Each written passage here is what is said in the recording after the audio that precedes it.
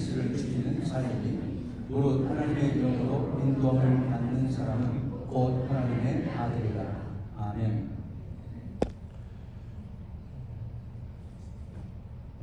우리가 어떻게 구원받는가 하는 주제로 지난주일 말씀을 나눴습니다. 로마서 10장 10절에 보면 사람이 마음으로 믿어 의에 이르고 입으로 신하여 구원에 이른다. 그래서 구원은 믿음으로 받는다 하는 말씀을 지난주에 나눴습니다. 여러분, 말씀을 나누기 전에 잠깐 죄송하지만 머리를 숙여서 눈을 감고 한번 묵상 잠깐 하도록 하겠습니다. 눈을 잠깐 감아주시기 바랍니다. 제가 진심으로 여러분께 질문드리겠습니다. 여러분은 예수님을 입으로 정말 시인하셨습니까? 마음으로 대답하시기 바랍니다. 여러분은 예수님을 마음으로 정말 믿으십니까? 그러면 여러분은 구원 받으셨습니다. 구원을 받은 사람들은 그럼 어떻게 살아야 하는 문제가 나오게 되는데요. 이 말씀을 전하기 전에 한 가지 질문을 더 드리겠습니다. 여러분이 예수님을 시인하고 마음으로 믿었다고 하셨는데 그 예수님을 시인하고 믿는 믿음이 여러분 자신의 힘과 능력으로 하신 것입니까? 아니면 다른 어떤 능력으로 됐다고 생각하시나요? 여기서 우리가 착각할 수 있습니다. 여러분 자신의 힘과 능력으로 예수님을 시인하고 믿었다면 그 믿음은 구원받는 믿음이 되기가 어렵습니다. 성경은 이렇게 얘기합니다. 같이 읽어보겠습니다. 그러면서 12장 3절 시작. 또 성령으로 안냐하면 누구든지 예수를 주시라 할 수 없느니라. 여러분이 만약에 예수님을 주로 시인하셨고 마음으로 예수님을 믿는다고 말씀했다면 그런 믿음을 주신 분은 여러분 자신의 힘이 아니라 성령님이십니다. 그러므로 예수를 믿고 구원을 받은 사람 안에는 성령님이 계십니다. 누구나 예수를 주로 시인하고 마음으로 그분을 믿은 사람들은 그 안에 성령이 계십니다. 여기서 구원받은 후의 삶이 출발해야 합니다. 내 힘과 능력으로 주를 믿는다는 것은 불가능합니다. 내 힘으로 예수님을 주로 시인하는 것도 불가능합니다. 그런데 성령이 힘을 주시면 그 성령의 능력으로 우리는 주님을 입으로 시인하고 마음에 믿어지는 믿음이 생겨지게 되는 것입니다. 이 성경을 다시 한번 읽겠습니다. 시작. 또 성령으로 아니하면 누구든지 예수를 주시라 할 수 없느니라. 그러므로 여러분들 마음 가운데는 이미 성령님이 들어와서 계신 것입니다. 믿으십니까? 여기서 출발해서 오늘은 그러면 구원받은 후에 우리는 어떤 삶을 살아야 되는가 하는 것을 나누겠습니다. 첫째로 구원받은 사람들은 새로운 신분으로 살아야 됩니다. 새로운 사람으로 살아야 됩니다. 구원받기 전에 사람으로서 살아가는 것은 안 됩니다. 왜 그런가? 로마서 8장 15절 같이 읽어보겠습니다. 시작. 너희는 다시 무서워하는 종의 영을 받지 아니하고 양자의 영을 받았으므로 우리가 아빠, 아버지라고 부르짖느니라. 여러분, 예수를 믿는다는 것은 양자의 영을 받은 것이다. 이 양자의 영은 무엇입니까? 하나님의 아들이 되었다는 것입니다. 우리는 예수 믿기 전에는 하나님의 아들이 아니었습니다. 그런데 예수를 믿음으로 고백하고 입으로 시인하는 순간 성령이 우리에게 오셔서 우리에게 뭐라고 말씀하시냐면 지금부터 너는 내 아들이다 라고 말하는 것입니다. 그리고 그분의 아들이 된 사람은 하나님의 아들의 신분, 하나님의 아들의 자격을 갖고 살아가야 되는 것입니다. 로마서는 바울이 로마에 있는 교인들에게 보낸 편지입니다. 당시에 로마에는 이 양자 하는 일이 많았습니다. 자녀가 없을 경우에 양자를 어답트해서 그 아들을 후계자로 삼는 것입니다. 여러분이 잘 아는 카이사르는 고대 로마의 정치가이며 장군입니다. 폼페이우스와 크라수스와 더불어서 삼두 정치를 하던 사람인데 아들이 없었습니다. 그래서 양자를 들여왔습니다. 그 양자 이름이 아우구스투스입니다. 이 아우구스투스가 로마 일대 황제가 됩니다. 양자가 일대 황제가 됩니다. 그런데 일대 황제인 아우구스투스도 자녀가 없었습니다. 양자를 들여옵니다. 그가 티베리우스입니다.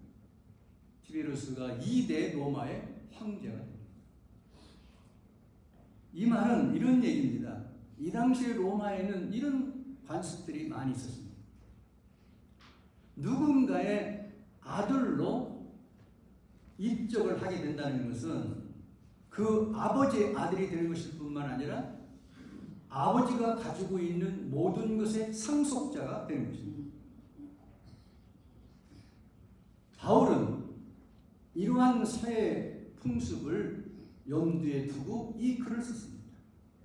예수 믿는다는 것은 양자의 영을 받는 것과 같다. 하나님의 아들의 영을 받는 것이다. 그렇게 말한 것입니다. 로마서 8장 16절 같이 읽어보겠습니다. 성령이 시작. 성령이 친히 우리의 영과 더불어 우리가 하나님의 자녀인 것을 증언하시나니. 누가 하나님의 아들인 걸 증언합니까? 예수를 믿으면 믿는 사람 속에 누가 와 계십니까? 성령이 오셨습니다. 그 성령께서 우리가 하나님의 자녀인 것을 친히 증언하신다. 뿐만 아니라 로마서 8장 17절 같이 읽어보겠습니다. 시작. 자녀이면 또한 상속자 곧 하나님의 상속자요 그리스도와 함께한 상속자. 그렇습니다. 자녀가 되면 상속자가 됩니다. 하나님의 아들은 하나님의 상속자라는 것입니다. 이건 놀라운 일입니다. 갈라디아서 3장 29절에도 이렇게 말합니다. 같이 읽어볼까요? 여러분이 그리스도께 속한 사람이면 여러분은 아브라함의 후손이요 약속을 따라 정해진 상속자입니다. 하나님을 믿는다는 것은 하나님의 영이 우리를 영적으로 입양을 해서 아들을 삼아주신 것인데 그 아들을 삼아주시고 난 후에는 우리를 상속자로 만들어 준다는 것입니다. 여러분 이거는 보통 이야기가 아닙니다. 예수 믿지 않는 사람들이요 이 놀라운 사실을 깨닫고 나서 너무너무 화내에 쳐가지고 정말 미친 사람처럼 날뛰는 이유가 여기 있습니다.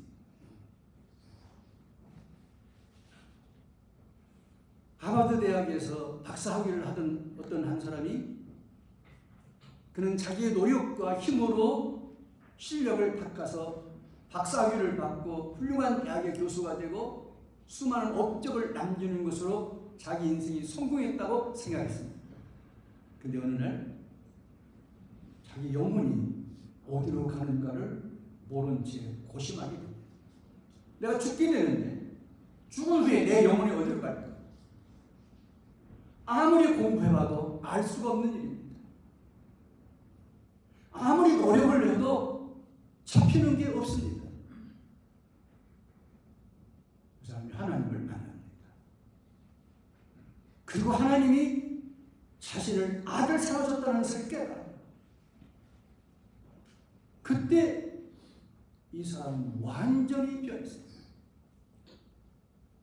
하나님이 나를 아들로 삼아주셨다. 그럼 나는 그 하나님을 위해서 뭘 하고 살아야 될 것인가? 그 이제까지 하던 모든 걸 내려놓고 아프리카의 선교사로 떠났다. 이렇게 해서 한국으로 떠난 미국의 선교사들이 수십 명, 수백 명. 그래서 한국에 최초에 오셨던 선교사들의 학력을 보면 굉장히 공부를 많이 한 사람. 여러분, 이건 장난이 아닙니다. 하나님이 나를 아들로 삼아주셨다는 이 사실을 깨달은 순간 이 사람의 인생을 완전히 바꾸죠. 제가 목회하는 중에 이런 분들을 여러 분 만났는데요. 한 분은 시카고에서 살다가 베이 지역으로 이사 온 여자분이 한 분 있었습니다.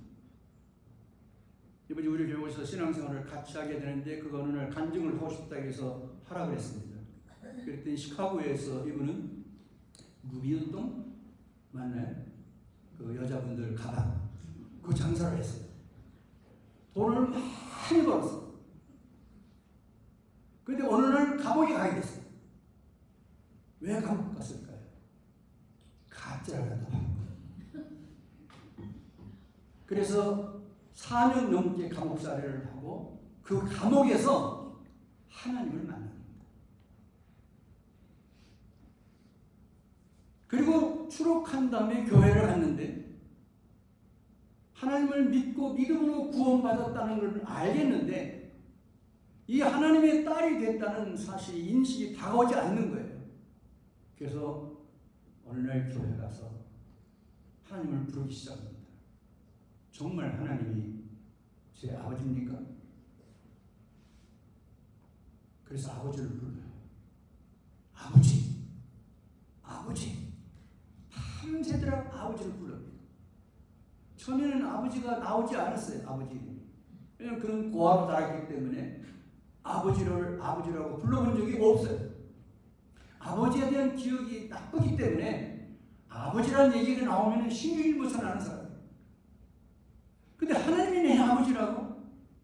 진짜 내 아버지면 나를 딸답게 대우해 줄 텐데 아버지는 진짜 한번 나타나봐.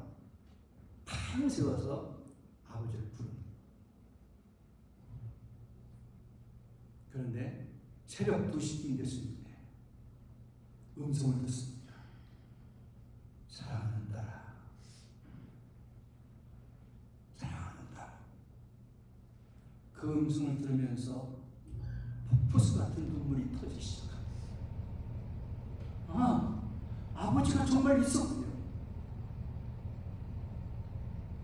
하나님의 영을 통해서 자녀를 삼으신다는 말이 거짓말이 아니군요. 성령의 능력을 힘입게 그리고 그는 정말 완전히 다른 사람으로 인생을 살아가게 됩니다. 자신이 잘못한 과거들을 솔직하게 다 털어버립니다. 나는 도둑년이었습니다. 거짓말쟁이였습니다. 사기꾼이었습니다. 그렇게 해서 내 인생이 제대로 되는 줄 알았습니다. 근데 하나님이 나를 딸 삼으시고 자녀 삼으셨다는 말씀에 그 하나님을 만나고 나니까 내가 얼마나 더러운 걸 알게 됐습니다. 내가 얼마나 어이없는 인간인 걸 알게 됐습니다. 이제는 하나님의 딸답게 하나님의 자녀답게 살겠습니다.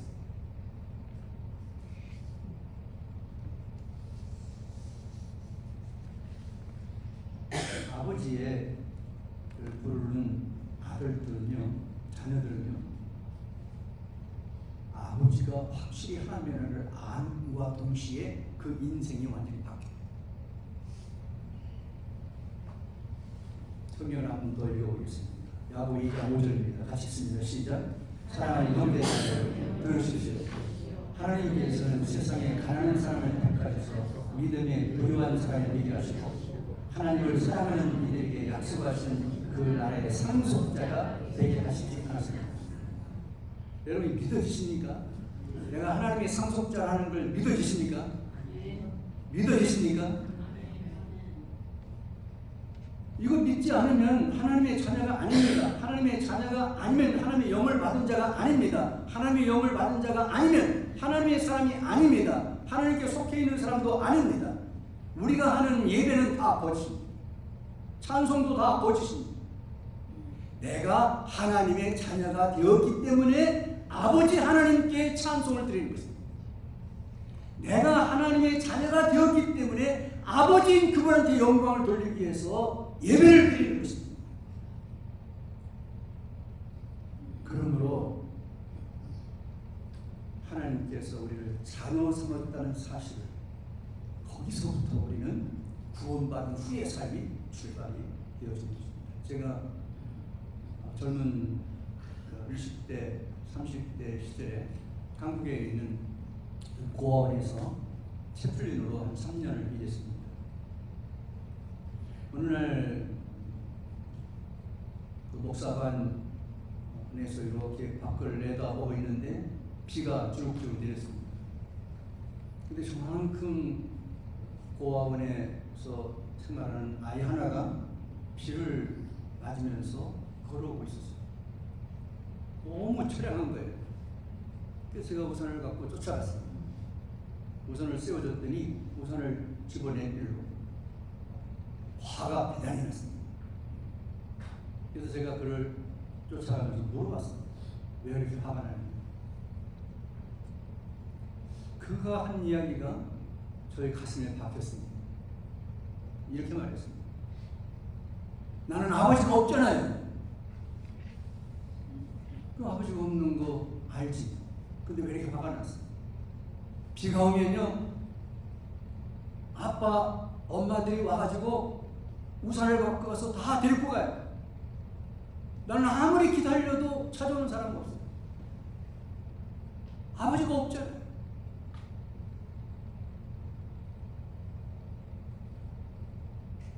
여러분, 아버지가 없는 건요, 아버지가 없는 경험을 해보지 않은 사람은 모릅니다. 그 아들의 가장 아픈 것은 경제적으로 어려운 게 아닙니다. 공부를 못한 게 아닙니다. 아버지를 불러보지 못한다. 아버지가 없는 거예요. 그 아이들에게 제가 오늘 전체 모여놓고 설교한 시간에 얘기했습니다. 여러분 아버지가 없습니다. 여러분 어머니도 없습니다. 그래서 고아라고 말합니다. 그런데 여러분 놀라지 마세요. 어떤 분이 여러분을 향해서 내가 네 아버지라고 말하는 분이 있습니다. 고아의 아버지는 하나님이다. 신명기서는 우리에게 가르칩니다. 성경을 읽어주면서 아이들에게 말했습니다. 내 세상적인 아버지는 없지만 하나님이 너희 아버지다. 육신적인 내 아버지보다 하나님 아버지는 훨씬 힘이 있는 분이다. 능력 있는 분이다. 권세가 있는 분이다. 그분에게 네 인생을 한번 들여봐. 그 말을 듣고 예수를 믿고 아버지인 하나님을 섬기면서 살았던 아이들은 다 성공적인 삶을 살았습니다. 제가 언젠가 한번 나갔더니 서산에서 저를 기다리는 목사가 하나 있다고 저한테 연락이 왔어요. 어떤 장로님이 그걸 꼭 가야 된다고. 누구냐? 아니, 가보시면 안다고. 저를 태워가지고 강제로 서산에 갔습니다. 굉장히 큰 교회로 들어가는 거예요. 들어가면서 교회 간판을 이렇게 봤는데 담임 목사 아무개 써 있는데 제가 아는 고원에서 살았던 거예요. 장로님이 한 20분 정도 되는데 전부 나왔어요. 길거리. 우리 목사님을 길러주신 목사님 오신. 제가 그와 함께 정말 눈물 흘리면서 예배드리고 왔어요. 아버지가 없지만 하나님 아버지가 그를 믿고 그 하나님의 아들로 살아갈 때 하나님 주신 능력과 은혜 안에서 그는 훌륭한 목회자가 되었습니다. 많은 교인들에게 영향을 미치는 훌륭한 목사가 되는 것입니다. 여러분, 그 하나님이 여러분의 아버지. 그 아버지를 불러보세요. 그 아버지가 우리에게 너는 내 상속자라고 말합니다. 내 유업을 네게 물려주겠다는 거예요. 여러분, 이게 돈 문제가 아니지 않습니까? 명예 문제가 아니지 않습니까? 하나님께서 이렇게 나오시는데 이것이 믿어지고 이것이 사실이라는 것을 인식되는 순간 우리 인생은 바꿔집니다. 세상에 돈 몇 푼 있는 거, 건강 있는 거, 또 세상에 무슨 잘 나가는 명예, 권세 이런 것들이 아무것도 아닌 걸 알게 돼요. 그때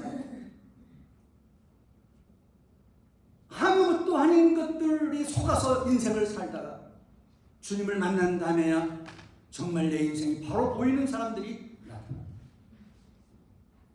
여러분, 이것뿐만이 아닙니다.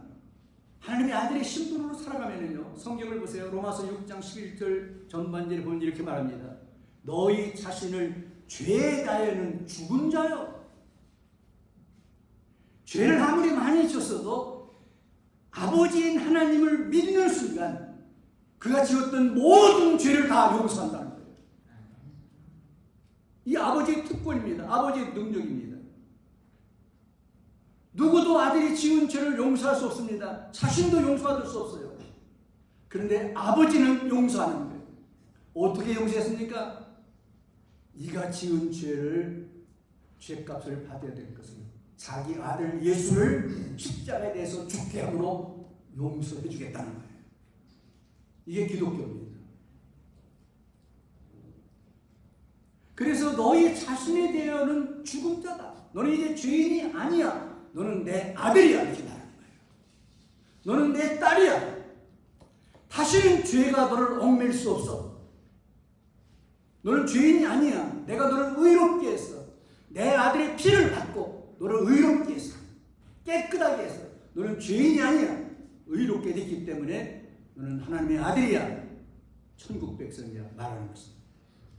로마서 6장 6절은 이렇게 말합니다. 우리가 알거니와 우리의 옛사람이 예수와 함께 십자가에 못 박힌 것은 죄의 몸이 죽어 다시는 우리가 죄에게 종노릇하지 아니하렵니다.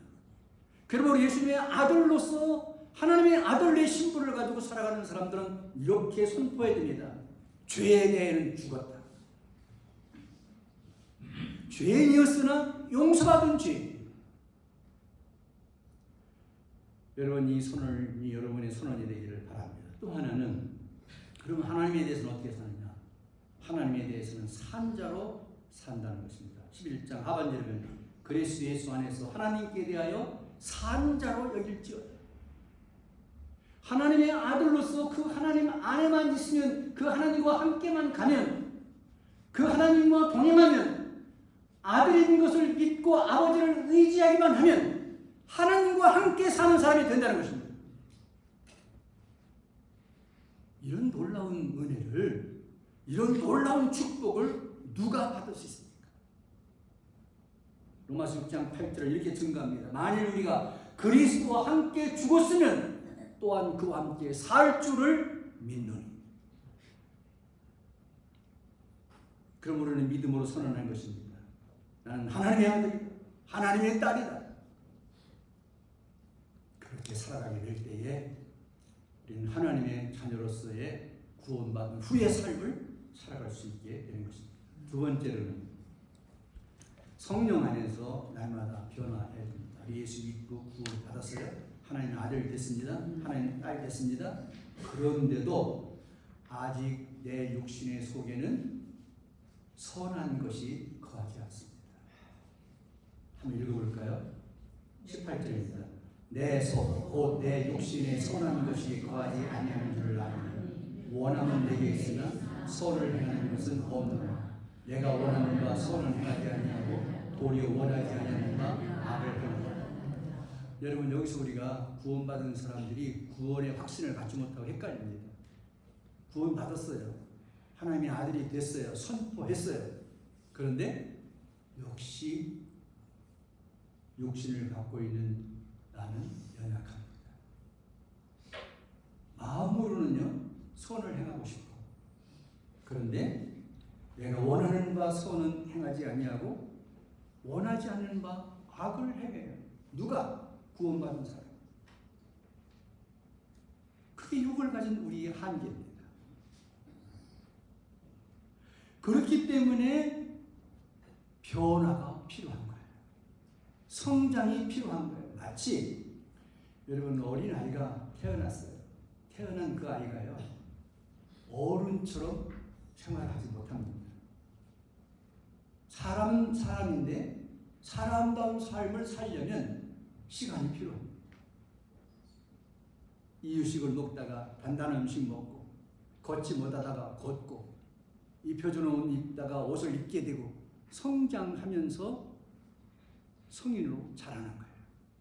마찬가지로 예수 믿는 것도 그렇습니다. 믿음으로 구원을 받았지만 아직 어린아이예요. 영적으로는. 그래서 어린애 같은 말을 하고 어린애 같은 행동을 하는 거예요. 하나님 이걸 다 아셔요. 그래서 어떻게 하기를 원해요? 성령 안에서 날마다 변화하도록 인도하신 것입니다. 어떻게 합니까? 로마서 8장 13절 14절 같이 읽어보겠습니다. 너희가 육신대로 살면 반드시 죽을 것이로되 영으로서 몸의 행실을 죽이면 살리. 무엇으로 몸의 행실을 죽여요? 영으로. 영이 뭐예요?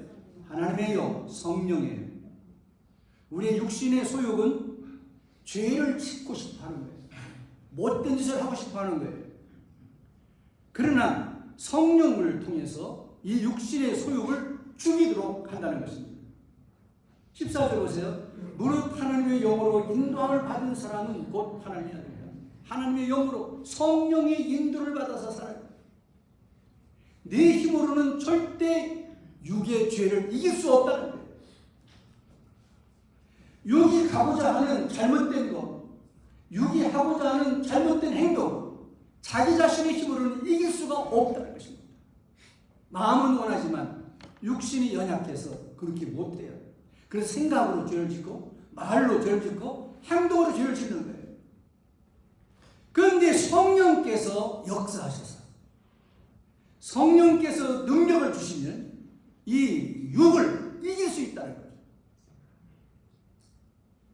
그래서 하나님의 영 성령으로 인도함을 받는 사람이 곧 하나님의 아들이다. 여러분 육신대로 살면요, 죄의 본성에 지배된 삶을 사는 것입니다. 제가 서울에서 신학교 다닐 때 교육전도사를 교회에서 했는데요.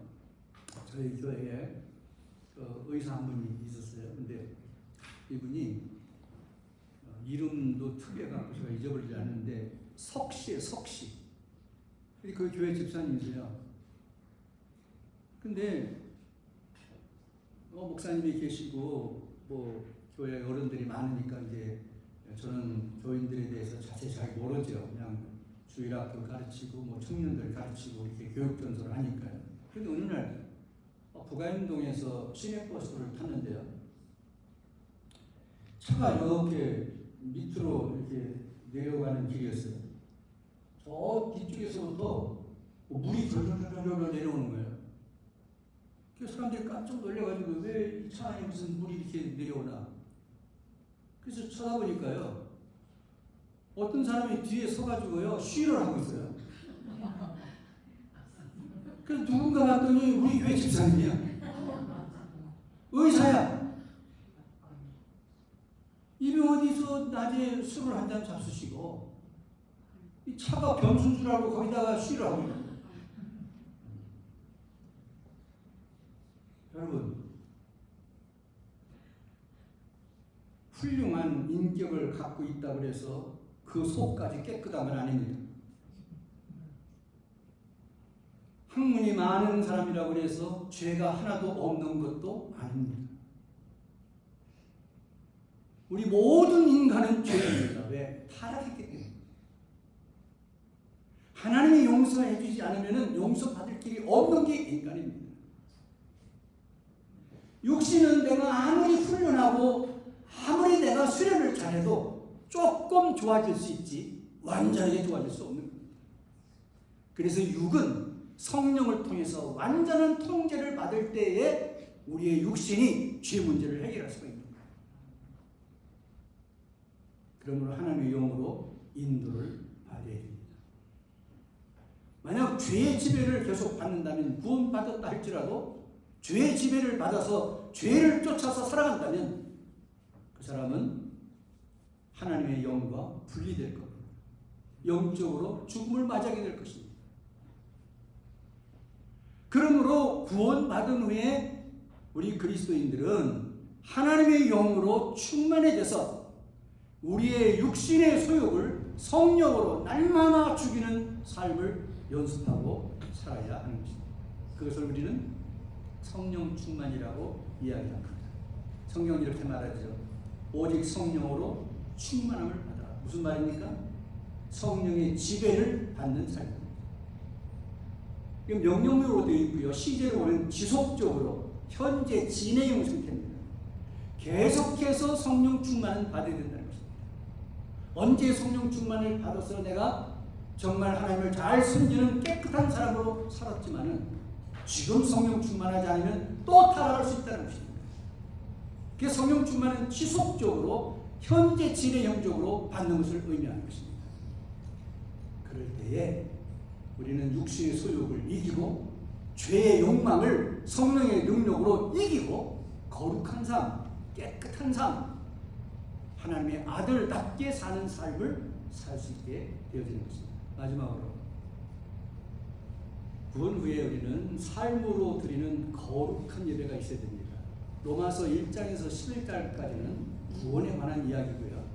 12장부터는 구원받은 사람이 어떻게 살아야 하는 것을 기록한 책이에요. 그 12장 첫 절에 이렇게 기록했습니다. 같이 보겠습니다. 그러므로 형제들아, 내가 하나님의 모든 자비하심으로 너희를 원하노니 너희 몸을 하나님이 기뻐하시는 거룩한 산 제물로 드리라. 이는 너희가 드릴 영적 예배입니다. 예배가 중요해요. 예배를 드리라는 거. 무슨 예배? 영적인 예배. 육신적인 사람들만 모여가지고 있다 흩어지는 그런 거 아니고 영이 있는, 영이 충만한. 여러분 여기에 꼭 해당됩니다. 우리가 성가대가 찬송을 불러도 영적인 찬송이 있고 육적인 찬송이 있어요. 육적인 찬송을 부르면 하나님이 감동하지 않습니다. 사람들도 은혜 받지 못합니다. 소리만 삑삑거릴 뿐입니다. 아무리 아름다운 소리도 하나님을 기쁘게 못해요. 영적인 찬양해야 돼요. 자매님들이 기도하십니다. 저는 날마다 기도합니다. 우리 자매님들이 기도하실 때 영적인 기도하게 있어요. 육적인 기도, 미사려고 좋은 형용사, 아무 문제 아무것도 아닙니다.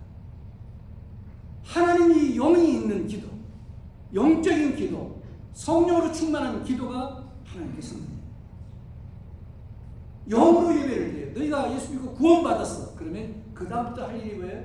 영적으로 산 제물이 되어서 거룩한 영적인 예배를 드리라.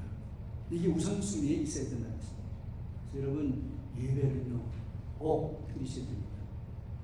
예배를 쉬면 안 됩니다. 영적인 예배를 쉬면은 그 영이 죽습니다. 그러므로 구원받은 후에 영적인 예배를 드리는 것이 중요합니다. 또 하나는 2절 이렇게 말합니다. 같이 읽어보겠습니다. 너희는 이 세대를 본받지 말고 오직 마음을 새롭게 함으로 변화를 받아 하나님이 선하시고 기뻐하시고 온전한 뜻이 무엇인지 분별하도록 하라. 이게 중요합니다. 성령이 임하면요 분별할 수 있습니다. 지금 여러분 세계가 돌아가는 걸 보시면서 걱정하는 분들이 많습니다. 캐대현이라는 애니메이션 영화를 혹시 보셨나요? 한 3억 명이 봤다고 그래요. 3억. 넷플릭스에서 좀 하고 있는.